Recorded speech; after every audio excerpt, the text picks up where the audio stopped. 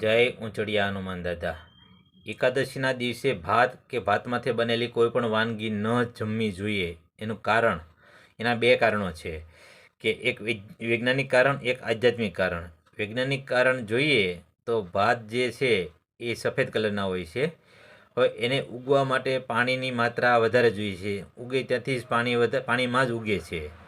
હવે પાણી જે છે એ ચંદ્રનો પ્રભાવ છે પાણી ઉપર વધારે હોય છે, એટલે ઇન્ડાયરેક્ટલી ભાત ઉપર પણ વધારે હોય છે।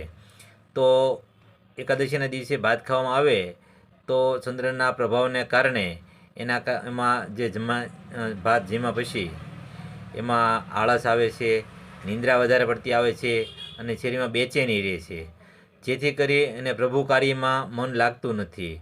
અને એવું કહેવાય છે કે એકાદશી તમે રહ્યો તો દિવસે પણ ન સૂવું જોઈએ અને રાત્રે 12 વાગ્યા સુધીનું જાગરણ કરવું જોઈએ।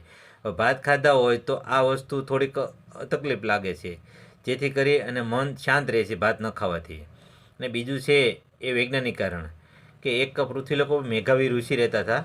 મેઘાવી ઋષિ બહુ મહાન ઋષિ હતા, પણ માતા શક્તિના ક્રોધથી બચવા માટે એ પૃથ્વીલોક ઉપર ભ્રમણ કરતા હતા।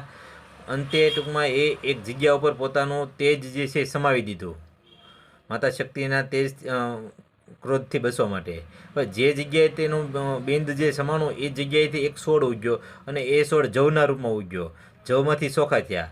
એટલે એવું ઇન્ડાયરેક્ટલી એવું કહેવામાં આવે છે કે ચોખા અને જવ આ વસ્તુ જે દિવસે મેઘાવી ઋષિ પૃથ્વીલોક ઉપર સમાણા ને એ દિવસે એકાદશીનો દિવસ હતો।